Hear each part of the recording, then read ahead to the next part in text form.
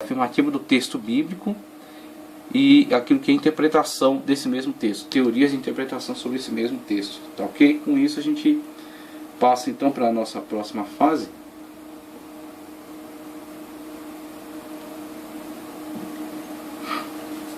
Tendo analisado essas escolas detidamente, passamos aí para a próxima fase, que é a abordagem do período chamado Grande Tribulação, tá ok?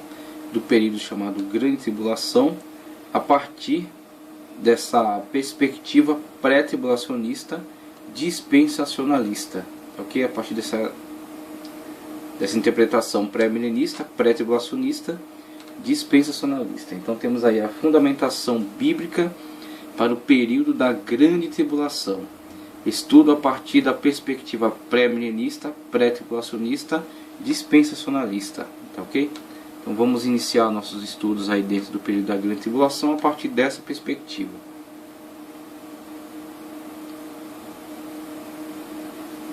E aí partimos agora para a fundamentação bíblica e temos aqui o texto que diz: a Grande Tribulação.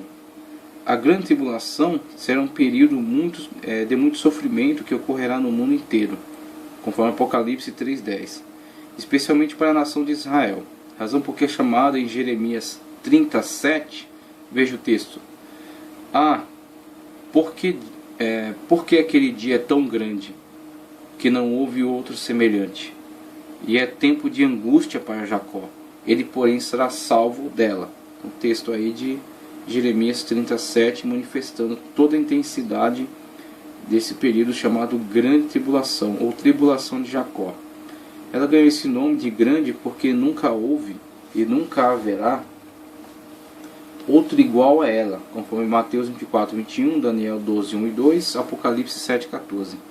Ela também é descrita na Bíblia com os seguintes nomes. Então, mesmo não tendo tanto a extensão temporal, de temporalidade, não chega a ser um milênio, uma era, é um período, conforme descrito, conforme a partir da abordagem de Daniel, da 70ª semana, são um período de 7 anos, mas é de uma intensidade que o leva, que garante a ele esta qualidade de ser denominada Grande Tribulação, devido à sua intensidade, com que alguns povos da terra mergulharão num sofrimento intenso, principalmente Israel, que será grandemente perseguido pelo anticristo, e também aqueles que ficarem do arrebatamento, integrantes da igreja, que serão também perseguidos ao anticristo tentar impor o seu sinal, a sua marca, e eles rejeitarem este sinal. Os judeus rejeitarem a adoração ao anticristo e a igreja rejeitar a implantação do seu sinal, tá certo? Com isso sendo perseguidos, sendo mortos, sendo martirizados, sendo atormentados, sendo submetidos a esse período de tribulação devido a esta perseguição. Então temos outros textos bíblicos que falam acerca da Grande Tribulação, como por exemplo a ira ou cólera de Deus, como está em Apocalipse 15:7. A ira ou cólera de Deus, Apocalipse 15:7. Hora do seu juízo, Apocalipse 14:7. Indignação do Senhor, Isaías 34:2. Dia de trevas e de tristeza, dia de nuvens e de densas trevas, está em Sofonias 1:14-18. E aí temos os textos, conforme descrito. Já o primeiro foi Jeremias 37. O segundo temos aqui Isaías 34:2, porque a indignação do Senhor está sobre todas as nações, e o seu furor sobre todo o exército delas. E ele as destruiu totalmente, entregou-as à matança. Está a descrição do período da Grande Tribulação em Isaías 34:2. Em Daniel 12:1 diz: naquele tempo se levantará Miguel, o grande príncipe, que se levanta a favor dos filhos do teu povo. E haverá um tempo de angústia, qual nunca houve desde que houve nação. Veja só a forma como ele descreve a intensidade. E haverá algum tempo de angústia, qual nunca houve desde que houve nação até aquele tempo. Logo, esse tempo ele é distinguido dos demais tempos de aflição que houveram sobre a terra, tempos de angústia, tempos de sofrimento que houve sobre a humanidade, mas não podem ser comparados em patamar de intensidade em relação àquele período denominado a Grande Tribulação. Esse período que é encarado na abordagem dos autores veterotestamentários como um período escatológico, um período para o futuro, um período que virá e que será de tal forma intenso que não haverá comparativo, não haverá período que se compare àquele. Mas naquele tempo livrar-se-á o teu povo, todo aquele que for achado escrito no livro. Sofonias 1,15 diz: aquele dia será um dia de indignação, dia de tribulação e de angústia, dia de alvoroço e de assolação, dia de trevas e de escuridão, dia de nuvens e de densas trevas. Descrição de Sofonias aí acerca da grande tribulação. Em Mateus 24:21, o Senhor nos diz: porque haverá grande aflição, como nunca houve desde o princípio do mundo até agora, nem tampouco há de haver. Então, desde o Antigo Testamento, a mesma lógica é reafirmada. E Cristo aqui ratifica esse conceito, que nunca houve período de grande tribulação tal qual haverá nesse período, e nunca mais haverá também. Será este o período de maior intensidade da tribulação, da perseguição, da ira de Deus, da aflição, né, sobre Jacó e também sobre aqueles que ficarem do arrebatamento. Apocalipse 3:10 diz: como guardaste a palavra da minha paciência, também eu te guardarei da hora da tentação que há de vir sobre todo mundo, para tentar os que habitam na terra. E vemos aí a universalidade do alcance do período da grande tribulação em relação à sua aflição, com que atormentará muitos povos, né? Então ela se estenderá universalmente, não será local, não será aflição em decorrência de uma fome, de uma peste, de guerra, de conflitos armados em determinado lugar, mas sim terá uma amplitude universal, alcançará todos os povos, imporá a eles a sua forma, no caso o anticristo imporá a eles o seu modo de governo, e se rejeitado, né, lhes afligirá com perseguição, colocará eles em perseguição, em torturas, e isso gerará exatamente essa definição conforme dada aí pelos autores. Para esses que sofrerem essa perseguição, para esses que sofrerem essas torturas, esse tormento, será para eles a grande tribulação, período de grande aflição. E a aflição que eles sofrerão naquele período não pode ser comparada a nenhuma aflição sofrida pelos povos desde que houve nação sobre a terra, conforme diz o autor. Tá certo? Então, essa aflição ao qual será submetida essas pessoas que vivenciarem esse período não terá comparativos na história. Será de fato aquilo que a Bíblia chama de grande tribulação. E aí vemos aí algumas abordagens em relação à grande tribulação, e vamos trazer aqui uma hipótese, tá certo? Vamos trazer uma hipótese fortalecendo a tese da ideia do arrebatamento da igreja antes da tribulação, antes da grande tribulação, tá ok?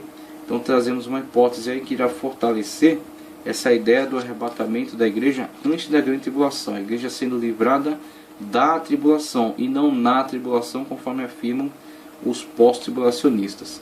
Primeiro, vamos fazer uma leitura aqui que diz: como será essa grandeza? Será grande extensão e em densidade, isto é, no mundo inteiro. Não ocorrerá num local isolado, como em épocas passadas. Daniel 12:1 nos afirma isso. No mundo sempre houve cataclismos, catástrofes, guerras, epidemias, devastação de várias naturezas e vários tipos de sofrimentos, mas sempre em lugares específicos localizados. Mas a grande tribulação trará um terror tão grande que a humanidade nunca imaginou que um dia tal coisa poderia ocorrer. Mesmo aqueles que sabem dessa eventual realidade, ao serem apanhados por ela, ficaram surpresos por sua enorme envergadura. Mateus 24:21, Daniel 12:1 e 2. Então, vê-se aí a extensão e a intensidade com que esse período atingirá aqueles que vão passar por ele, aqueles que vão vivenciá-lo, né? Como sofrerão e como esse sofrimento será intenso. Com relação a quando será, temos aqui, segundo o conceito pré-tribulacionista, a grande tribulação começará logo após o arrebatamento da igreja e no início do governo do anticristo. Essa teoria coaduna com a teoria pré-milenista dispensacionalista, mas de acordo com o conceito pós-tribulacionista, a igreja sempre passou por tribulação e a grande tribulação será apenas uma intensificação nos últimos dias desses sofrimentos que ela tem passado. Então, temos aqui, por exemplo, a leitura de Apocalipse 3:10, que diz: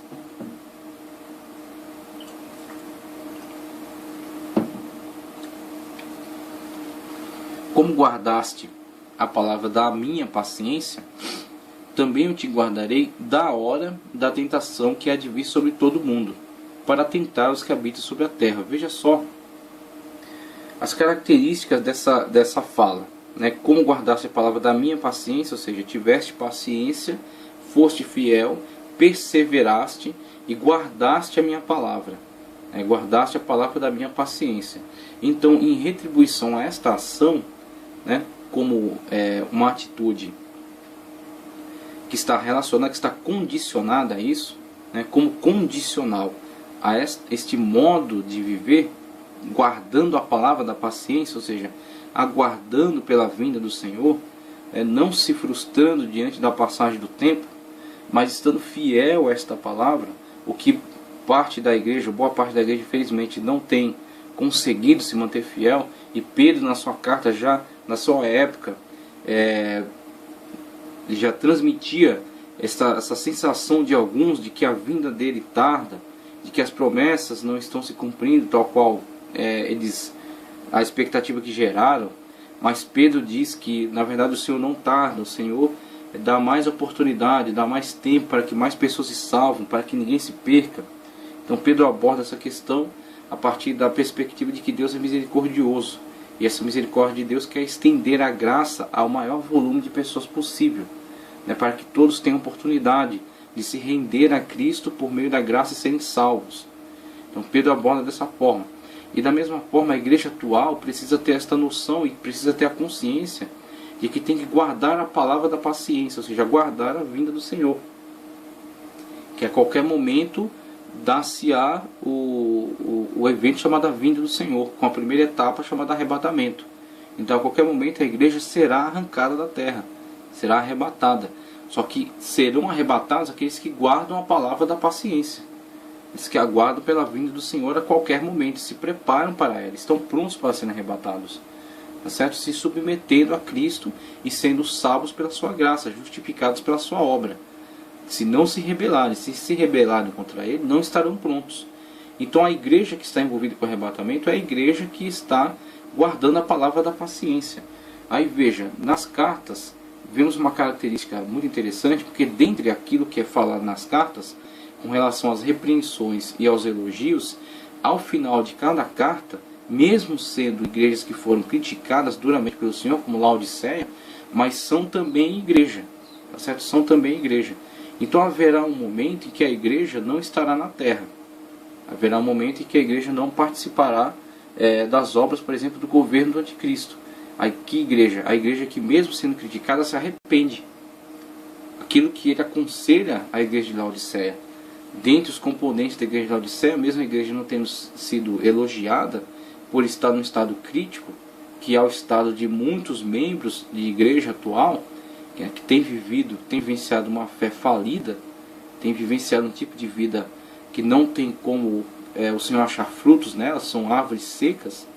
Mas em relação a ela, a palavra de Cristo é uma palavra de correção, em vista de serem também incluídos no grupo do povo arrebatado, no grupo do povo que será arrebatado. Então a intenção de Cristo é dirigir esta carta da mesma forma como tratou com os demais, tratar com a Laodiceia também no sentido de se arrepender, tá certo? E ser incluído no grupo daqueles que serão arrebatados. Assim teremos muitos que, mesmo como que Laodiceia, mesmo sendo alvo de duras críticas, se arrependem e guardam a palavra da paciência de Cristo, estão no grupo daqueles que são arrebatados e livrados da tribulação. Tanto que, veja só, ao final de cada carta, veja como Cristo trata com eles. Apocalipse 2:7, para a igreja de Éfeso, Cristo diz: quem tem ouvidos, ouça o que o Espírito diz às igrejas.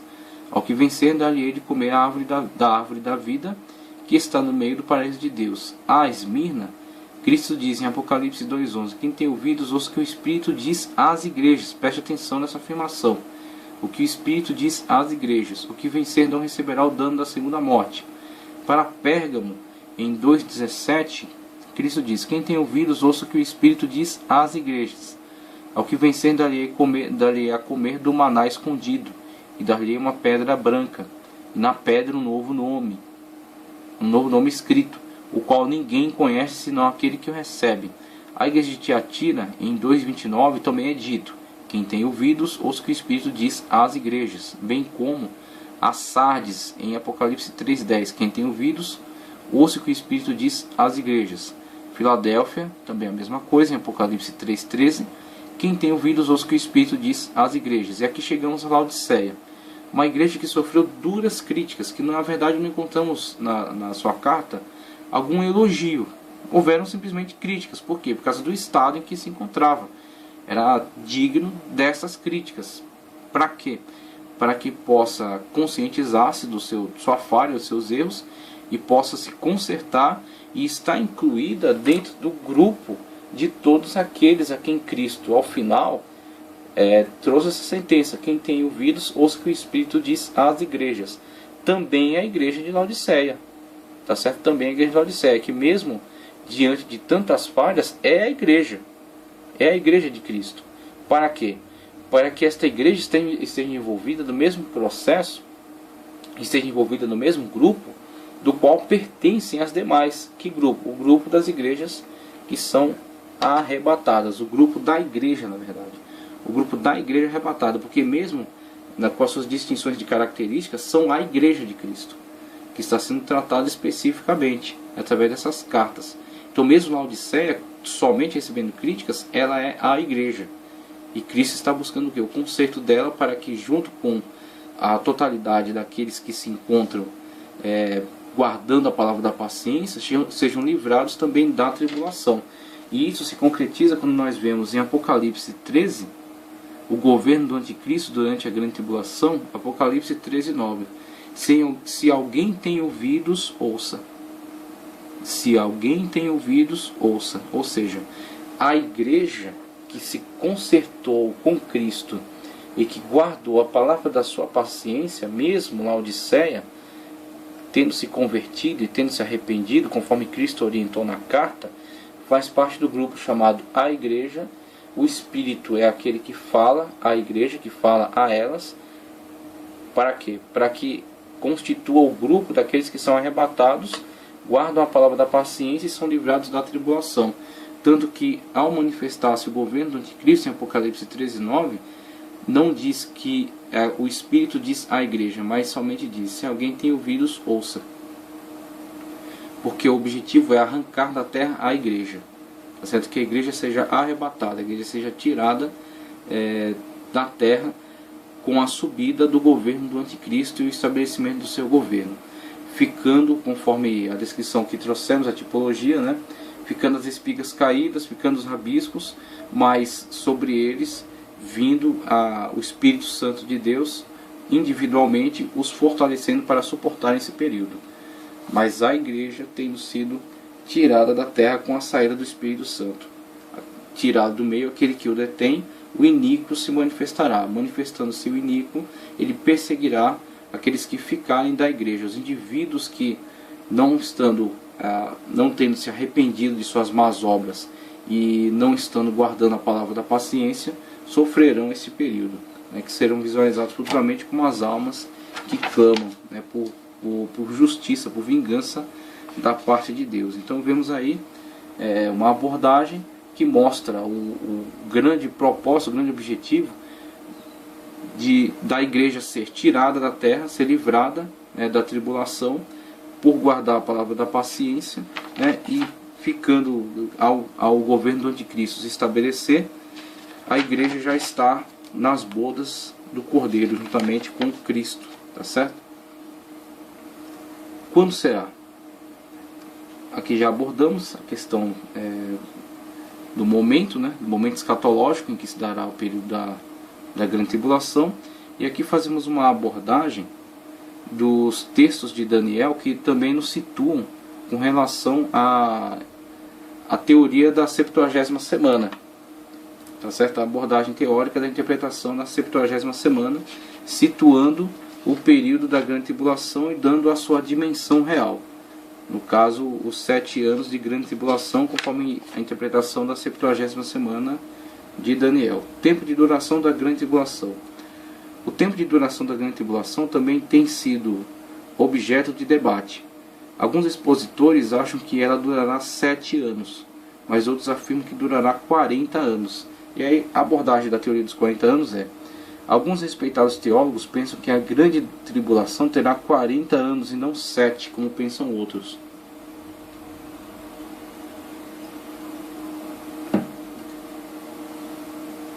Acredito que os 7 anos vistos em Daniel 9, 24 e 27 e Apocalipse 11, 1 não é o período total da tribulação, mas apenas os dias mais críticos dela. Alegam também que o número 7 possa ser um número místico e não o tempo exato da tribulação. Na verdade, a pós-tribulacionista tem, de certa forma, adotado também essa abordagem, né?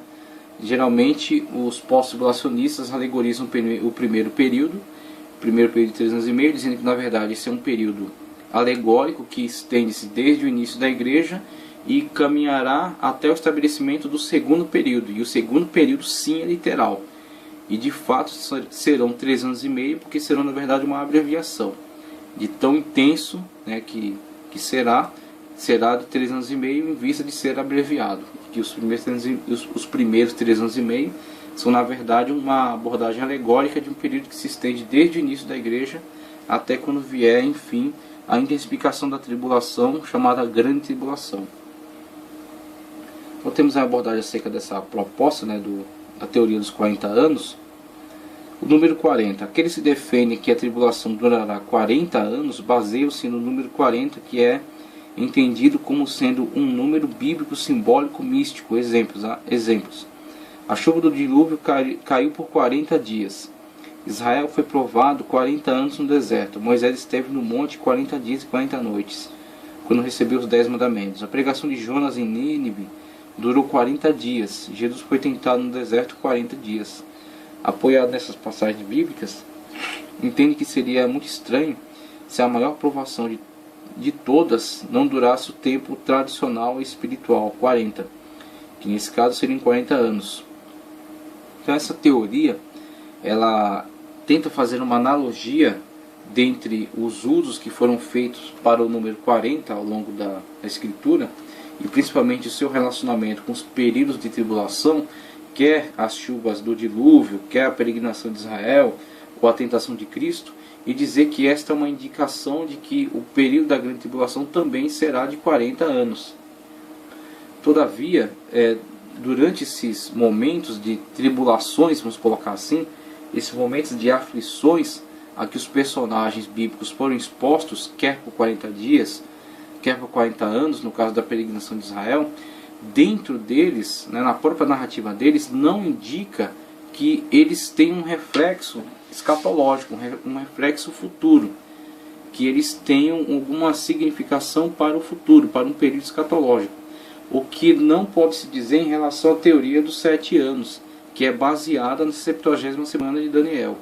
Então, quando os personagens vivenciaram, quer 40 dias, como Jonas pregou em Nínive, como Cristo foi tentado no deserto, quer 40 anos, quando o povo peregrinou pelo deserto de Sinai, dentro das suas narrativas não houve nenhuma indicação de que aquilo era um reflexo para um período escatológico. Aquilo foi vivenciado e acabou. Então o personagem passou por essa aflição, por esse período, vivenciou essa situação, venceu e pronto. Não há lá no próprio texto uma indicativa. Essa indicativa é feita externa. Então os intérpretes é que lançam mão dessas narrativas para dizer que isto tem uma aplicação escatológica, mas o próprio texto não diz. Então, se o texto não diz, a artificialidade dessa proposta reside exatamente nisso. Não foi indicado pelo texto que isso é futuro. São os intérpretes que estão tentando dar a ele esta conotação, que na verdade ele mesmo não indica. O que não acontece com a 70ª semana de Daniel, conforme Daniel 9:24. Então temos aqui a teoria dos 7 anos. A teoria de que a grande tribulação terá 7 anos de duração baseia-se em Daniel 9:24-27, onde trata das 70 semanas. As 70 semanas de Daniel são interpretadas como sendo semanas de anos e não de dias, conforme Levítico 25:8. Ou seja, 49 anos 49 anos. As 70 semanas são divididas nos versículos 25 e 26 em 3 períodos, sendo que o primeiro começou no reinado de Artaxerxes, no mês de Nissan, abril, né, que para nós é abril, em 445 a.C., e que foi a data em que saiu a ordem para restaurar e para edificar Jerusalém. O primeiro período durou 7 semanas de anos, ou 49 anos. O período em que a cidade e os muros de Jerusalém foram edificados, Daniel 9:25. O segundo período são as 62 semanas, 434 anos, até ser tirado o Messias, versículo 26, até ser exterminado o ungido, e foram exatamente 483 anos, isto é, 49 do primeiro mais 484 do segundo, desde a saída da palavra para restaurar até a crucificação de Cristo no mês de Nissan também. O terceiro período é o tempo que resta para completar os 490 anos. Esse tempo que resta para completar os 490 foi interrompido após a morte de Cristo e o nascimento da igreja, sendo assim a última semana que estava para cumprir toda a profecia foi empurrada para o futuro. Este lapso entre o cumprimento da última semana, tá certo? Entre aquilo que já foi realizado e o cumprimento da última semana, chama-se parêntese. E aí é dada a denominação de parêntese profético, porque na indicação da profecia de Daniel havia uma continuidade. Só que a característica da última semana não está realizada ainda, não está cumprida ainda. Realizou-se até o momento da crucificação, conforme indicado pelo próprio profeta. Então o próprio profeta é que indica as características do cumprimento desses 434 anos. Ao final dos 434 anos, o Messias, o ungido, foi tirado. E a terra foi destruída pelo príncipe do povo que havia de vir. Então as características se realizaram, mas não em relação à última semana ainda. Então a narrativa é interrompida, é acrescentado esse parêntese, né, esse lapso de cumprimento, é acrescentado essa exceção dentro da narrativa, e a esta exceção é dado nome de parêntese profético. Está relacionado com a narrativa do profeta, do próprio profeta, tá certo? Com aquilo que ele está descrevendo, e é na verdade uma interrupção na sequência textual. Interrompe aquela sequência que vinha sendo descrita, insere uma história que era estranha à sua narrativa, que é exatamente a história da igreja, o tempo da graça, tá certo? Tempo da graça este, que é tão estranho à perspectiva dos autores do Antigo Testamento, que João Batista, que tinha uma mentalidade de profeta do Antigo Testamento, que estava inclusive pregando o dia do Senhor, o dia da ira, o dia do juízo, esta é a abordagem da sua mensagem. É tão estranha a mentalidade deles, o tempo da graça, o tempo da salvação em Cristo, que João Batista, quando preso, manda perguntar a Cristo: és tu o Messias, ou havemos de esperar por outro? Porque, estando ele na cadeia, aguardava o juízo para aquele momento, para aquela hora. E nada de vir o juízo, nada de vir o julgamento de Deus, né? A ira de Deus, o derramamento da ira de Deus sobre os infiéis. Então, diante dessa expectativa frustrada gerada por João Batista em relação a Cristo, ele manda perguntar: és tu o Messias, ou havemos de esperar por outro? Porque ele está na mesma mentalidade desses profetas, desses santos do Antigo Testamento.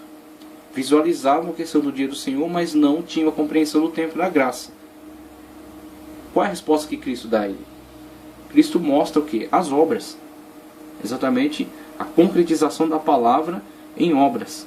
Quando ele mostra os cegos são curados, né, passam a ver, os coxos andam, os leprosos são limpos, e a todos é anunciado o reino de Deus. E bem-aventurado aquele que não se escandaliza em mim.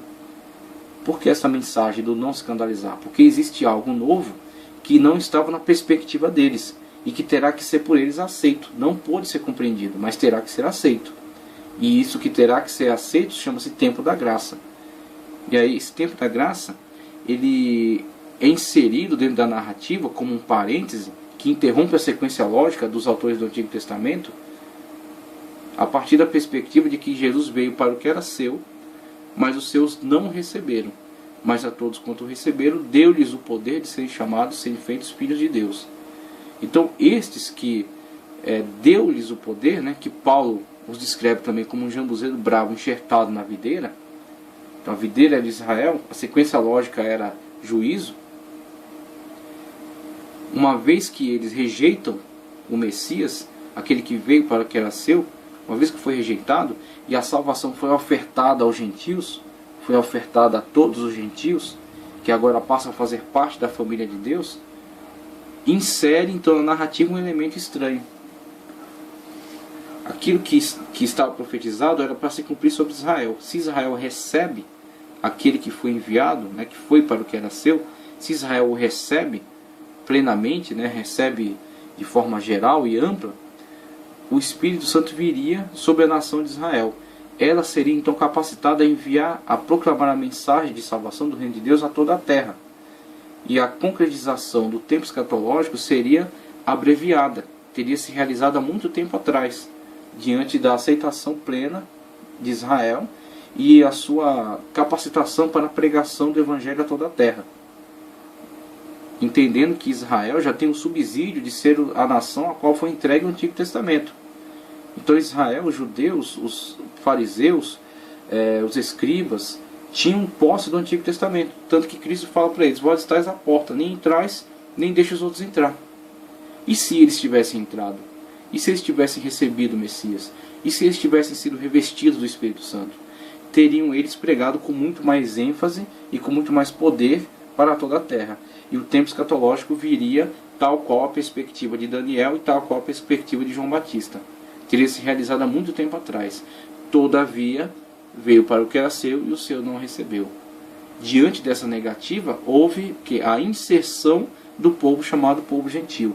Agora não como aqueles que vão adentrar o reino por terem sido alcançados pelos judeus, mas sim aqueles que vão ser agora o personagem principal da história, aquilo que os judeus não quiseram ocupar. Os judeus rejeitaram, então Cristo foi dado aos gentios. Cristo agora é o cabeça da igreja. A igreja agora é os seus braços, suas pernas, na realização da obra de salvação de toda a terra, a proclamação do Evangelho a toda a criatura. Então agora os gentios estão inseridos. Os gentios estando agora, fazendo parte agora com o papel principal nessa história, há necessariamente uma modificação. Essa modificação não foi, num primeiro momento, entendida por João Batista, mas ao Cristo apresentar a evidência, exigiu dele que não se escandalize, mas que se submeta. Ele não podia compreender isso, mas tinha que aceitar. Então João Batista tem que aceitar esta mensagem, da mesma forma como os profetas do Antigo Testamento não podiam ver esse tempo, esses dias, essas realizações, mas tinham que se submeter à revelação dos mistérios de Deus. Então é exatamente isso que acontece aqui. O período de Daniel é interrompido e aguarda então o cumprimento da 70ª semana. O terceiro período é o tempo que resta para completar os 490 anos. Esse tempo que resta para completar os 490 foi interrompido após a morte de Cristo e o nascimento da igreja. Sendo assim, a última semana que estava para cumprir toda a profecia foi empurrada para o futuro. Esta última semana, 7 anos, que ainda não se cumpriu, é chamada de tempo dos gentios, ou período da igreja. Como vimos, esse intervalo de tempo se iniciou com a morte de Cristo e com o início da igreja.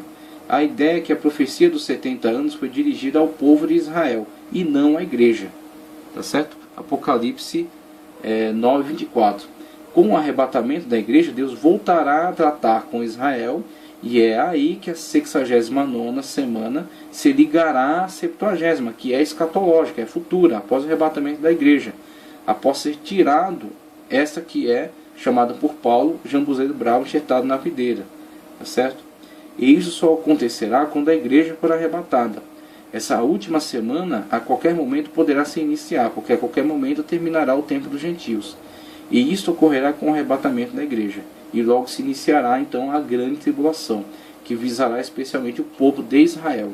Está voltada perspectivamente para o povo de Israel, porque está enquadrada dentro da abordagem da 70ª semana. Conforme Daniel 9:27, o anticristo firmará um acordo com muitos por uma semana, a 70ª, e na metade da semana fará cessar o sacrifício e a oferta no templo, certamente os judeus se recusarão a adorá-lo, e será aí que o anticristo desencadeará uma terrível perseguição contra eles. Com respeito a isso, Jesus disse que nenhuma carne se salvaria se aqueles dias não fossem abreviados, ou seja, o segundo período de 3 anos e meio, que é encarado também como uma abreviação. Então, em termos, tratando acerca de Daniel e dessa tese da 70ª semana, que é fundamentada na própria Escritura, na forma como a Escritura a expõe com esse tratamento de uma perspectiva escatológica, tá certo? E de forma clara, manifestando-se tratar de coisas futuras, diferentemente daqueles textos que abordam o número 40, este aqui sim, o próprio texto indica ser uma abordagem de coisas futuras. 70 semanas estão decretadas sobre o teu povo e sobre a tua santa cidade, para fazer cessar a transgressão, para dar fim aos pecados e para expiar a iniquidade e para trazer a justiça eterna e selar a visão e a profecia e para ungir o Santíssimo. Daniel 9:24, 70 semanas tiveram início com a ordem de Artaxerxes para reconstruir o templo em 1º de Nissan de 445 a.C. Completaram-se 69 no ano 32 ano Domini, exatamente quando Jesus subiu a Jerusalém e foi rejeitado e morto, dando lugar a um parêntese profético no qual está inserida a história da igreja, que se encerrará com o arrebatamento, dando assim o ensejo para o cumprimento da última semana, a 70ª, onde se manifestará o iníquo, quando aquele que o detém for tirado, né? Conforme 2 Tessalonicenses 2:7-9, a manifestação do iníquo, que é quando for tirado aquele que o detém. Daniel 9:27, o anticristo firmará um pacto com Israel para a reconstrução do templo, valendo-se desse templo chamado Domo da Rocha ou Mesquita de Omar. E no meio da 70ª semana, ou seja, 3 anos e meio, então, no início, ele firmará um pacto para a reconstrução do templo de Jerusalém, que atualmente é ocupado pelo chamado Domo da Rocha, ou Mesquita de Omar. Então, esta é uma proposta a partir dessa abordagem pré-tribulacionista. Então, ela coaduna com aquela descrição de Daniel, de que haverá um pacto que durará somente até o meio, tá certo? E será rompido no meio, quando então, do meio ao final, 3 anos e meio finais, haverá grande perseguição em vista da rejeição dos judeus em relação ao anticristo, em adorar o anticristo.